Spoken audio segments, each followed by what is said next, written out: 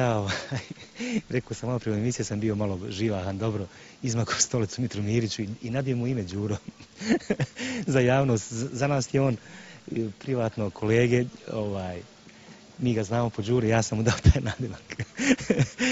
I ušli smo u hotel, tek završen hotel Bosna. On je sad bio u staklu. I mi smo ušli, sjeli na terasu i ja sam kao fol, pijem mlijeko, čuvam glas. I sjedio je do nas i Jašar, ja, Barinko, Mitar.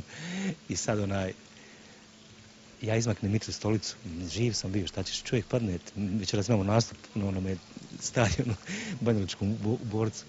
I onda se mi ne revanšira, nije znao šta će, ja sam vratio ko eto, nisam ni sanju, som i uspio mlijeko, kad je to krenulo. Mislim, stvarno, to ne mogu, mislim, simpatičan jedan moment, ali ja se naljutim. Ja kad odim u Mostar, rado se sjećam i volim da vidim jednog Željka Samarića, jednog Joksimovića, jednog Velikog Balaševića, jednog Ivicu Justića, jednog Terezu Kesoviju. Pa pjevao sam s njom kao mlad pjevač na gripama. Pjeva tad sa prvom divnom damom koja je pjevala u Parijskoj Olimpiji, zajedno rame uz rame na gripama pred 10.000 ljudi, pa nije to tek tako pjeva zato što si ti je tu simpatičan. Bilo je nešto, jel? Kad sam vidio jučer prekjučer Terezu u Sarajevu, pjevala je ljetne bačaršinske noći. Boga mi je dobro izgleda, dobro pjeva. Koliko si para, recimo, zaradio od te pjesme, od te ploče? Samo ću ti reći, Adi, da sam takav ugovor imao, kao solista, da sam imao 6% procenat. To malo ko imao. U tom momentu je samo Čolić imao 6%. Ja to nisam znao. Bio sam drčan i htio sam da vidim ugovor. Jednostavno odu u PGP. Kad ti svjestan, vidiš ti da to tako ide, kaže meni, pozove me Stan Terzić, kaže Asime, vidiš ko ima ovo.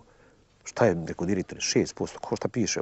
Pa ne znam ja, autori imaju 20%, kompozitori, a ti si solista, Čolić 6% ćeš...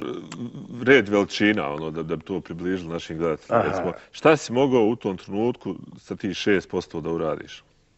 Pa novog Mercedesa, Ganz. Peugeota 605. BMW-a, novo. Kako si još, si živio taj neki glamurozni život? Nisam. Ja sam živio život ovakav, puno volim sport. Kako ba nisi živio? Slušaj ovo sad. Veleža svog... Nisi živio glamurozni život, kaže ovako. Je li ti poznato, samo malo, da si imao nadimak dok si živio u Beogradu Grof od Kalinića? TV Revija je uradila jedan članak i naslovnu stranu ili TV Zbog Novosti. otmjenog odjevanja i ponašanja. Pa eto, hvala na komplimentu, vjerovatno je to neko zapazio. Ja ne volim da se toga dotičem i da to sad smatram nekim glamurom, da ti budem ovako... Samo da ja pokažem gledateljima kako je Asim izgledao. Lijep ko slika. Kad je Velež moj kup osvojio, trčao za Veležom, kao i svaki drugi, tako je. To su neke leptije mašne. Drago ti, pazi, pa prelijepo slike. Šta bi poslije, jeste otišli na večercu? Pa normalno, Cveto, kažem... Jeste se zabavljali? Tereza je puno starija od Asketa, ali ja sam neke stvari učio Tereze. Pa ti, ako si imao 23 godine, koliko ona ima tada? Pa, sjeti se, evo, ako ja sad imam... Ne, ali tada kad si to pjevao, imao si... Pa isto je to.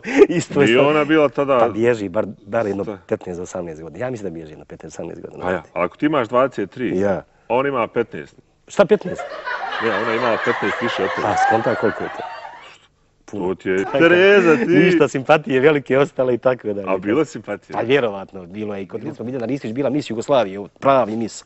I mi radimo Novu godinu, veliki režiser Jovan Ristić, najviše na ovim prostorima, poslije Martija iz Zagreba. Slušaj, ja uzem čašu ovako, ispustim mimo scenarija. Ja sam mislio bit će diskvalifikacija, Rica bio ozbiljan. Svi govorili odlično, ali sad ćeš meni se Biljana ta svidla bila cura. Osim, znači, Tereze, auta, šta još od zanimljivih stvari sam... Da bi, recimo, u 23. godini, na hit paradi, 24. godini, Rade Vučković, Šaban, Kalazić i ova ekipa lepo i govore kraljici pjesme idi pipni brkana ili mu perika. Ja ne znam to, sad sam ja kao ovaj momak što svira klavijature, ide prema meni lepa, ja sam već uzem poljubi, mlado, meni drago, ipak da budem u društvu. Nije ti bilo stid? I ona meni ovako isfolira me da me poljubi, pipnu mi kosu. Majko vam kaj vašu, nije perika njegova kosa. A ovo Šaban, čuo sam da si Šabanu ti pipao malo periku. Skido, to je nešto. Pa nisam skido, u Zanosu sam, u Bijelom polju smo imali turneju, zajedničko bilo je puno pjevača. Ja u Zanosu, u nekom društvu, ja sam njega zagrlio, ja sam čovjek, sad ti rekao, malo živahan bio, življe prirode, vjerovatno, nisam imao nikakve, ni do Bog zlo namjere. I tako, eto, nisam ja...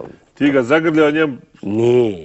Nije tako, ništa. To tako malo dotaklo kosu što je. Ja sam čuo da si ti njemu skinuo perke. Nije. Ja njega uvažavam, njega kao svog dragog kolega. Halid Muslimović je nekako bio čovjek koji vas je malo uzdrmao preko hajmo da pevamo, hajmo nešto snimiti. Nije loš bio, jer može misliti ko šta hoće. Kaže, Asmen, nisi ti bilo ko, kaže, šta sam ja rekao, kakav ja, padaju kuće, padaju gradovi, padaju ljudi, crkve, džamije, nema naroda. Kaže, Asmen, tebi ljudi znaju, tebi ljudi vole, ti se moraš pojaviti, kaže, a on već pjeva, kako možeš pjevati, kaj ima njemu? Kaže, pa moram, a ja ne mogu, stvarno nisam pjevao, znaju to svi, ja ne lažem. Stimulativno, hajde, ja sam, hoću, neću i neko sam se odvažio i tako je to malo. Tako je i krenuo. Da. Ne mogu to zaboraviti. Sigurno, da pa pravi prijatelji nekako ne vodi se.